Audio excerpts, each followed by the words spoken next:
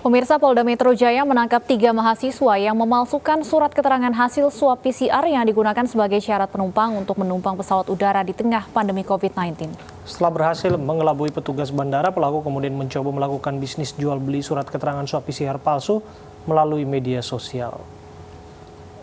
Subdit Siber Direktorat Reserse Kriminal Khusus Polda Metro Jaya menangkap 3 pemalsu surat keterangan swab PCR yang mencatut nama sebuah klinik penyedia layanan swab di Jakarta. Ketiga pelaku ditangkap atas laporan dari tangkapan layar media sosial pelaku yang menawarkan jasa jual beli surat keterangan swab PCR palsu tanpa harus melakukan tes.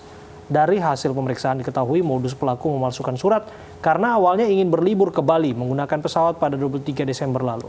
Namun karena tidak mengetahui adanya persyaratan penerbangan yang harus menyertakan hasil swab PCR, ketiganya kemudian memutuskan untuk membuat dokumen palsu. Usai berhasil mengelabui petugas di bandara, pelaku kemudian sepakat untuk menyediakan jasa pembuatan surat keterangan swab PCR palsu yang ditawarkan dengan harga Rp650.000. Modusnya adalah dengan memalsukan surat PCR dari mengatasnamakan PT BF ini yang dilakukan oleh seseorang. Kemudian keperluannya adalah untuk berangkat menaiki pesawat karena memang kita tahu bersama bahwa persyaratan untuk ke Bali atau Denpasar, syarat pertamanya adalah harus lolos dari COVID-19 dengan menggunakan PCR. Ini persyaratannya. Kemudian PCR itu tidak bisa jadi, tidak sama dengan swab antigen yang langsung jadi 15 menit atau 30 menit. Tapi biasanya jadinya adalah minimal 2 hari sebelum pemberangkatan. Orang biasanya akan berangkat harus melakukan PCR dulu untuk mengetahui hasilnya non-reaktif atau reaktif. Kalau non-reaktif harus keluar surat resmi, memang yang ditunjuk, kemudian dari dasar itulah kemudian bisa dipakai untuk melakukan. Temukan indikasi kerugian 1,4 triliun, Kejari Jakarta Timur tetapkan AH dan JY sebagai tersangka. Kepala Kejaksaan Negeri Jakarta Timur Yudi Kristiana Senin kemarin mengumumkan penetapan tersangka terkait dugaan korupsi, pembatalan 38 sertifikat hak guna bangunan HGB, penertiban sertifikat hak milik SHM. Berdasarkan hal tersebut, tim menaikkan ke tahap penyidikan.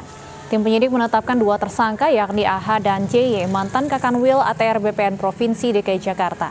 Dalam proses penyidikan, tim penyidik Kejaksaan Negeri Jakarta Timur juga berkoordinasi dengan pihak bank dan PPATK. Gimana nih?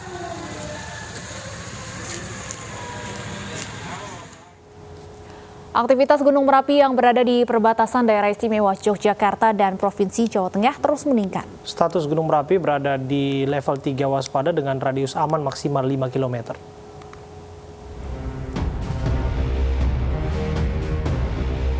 Inilah rekaman CCTV dari stasiun kamera Pangukrejo saat Gunung Merapi mengeluarkan guguran awan panas. Guguran awan panas keluar dari kawah Gunung Merapi dan meluncur ke arah Kali Kerasak dengan tinggi kolom kurang lebih 200 meter. Dari data BPPTKG Yogyakarta, aktivitas kegempaan Gunung Merapi hingga pukul 12 siang tadi terjadi guguran awan panas 1 kali dengan amplitudo 28 mm, durasi 155 detik. Aktivitas kegempaan bisa disampaikan terjadi awan panas 1 kali pada pukul 08.02 dengan tinggi kolom asap 200 meter teramati dari seismogram dengan amplitude 28 mili, durasi 155 detik. Sementara itu, status Gunung Merapi masih berada di level 3 waspada dengan radius aman maksimal 5 km. Dari Boyolali, Jawa Tengah, Tata Rahmanta, iNews melaporkan.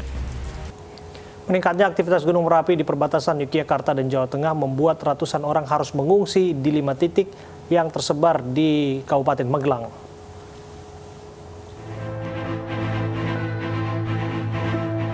Beginilah kondisi pengungsi di Desa Penyangga, Desa Banyurojo, Kecamatan Mertoyudan. Di lokasi ini terdapat 300 pengungsi dari Desa Babadan 1, Desa Paten, Kecamatan Dukun.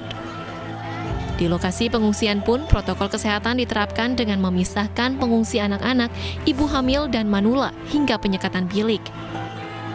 Sedangkan untuk logistik bagi para pengungsi masih mencukupi hingga 1 minggu ke depan. Untuk total pengungsi sampai hari ini tepat di angka 300 jiwa. Untuk ketersediaan logistik kita alhamdulillah sampai saat ini masih tercukupi karena saat teman-teman atau saudara pengungsi pulang, logistik masih kita sisakan di gudang logistik.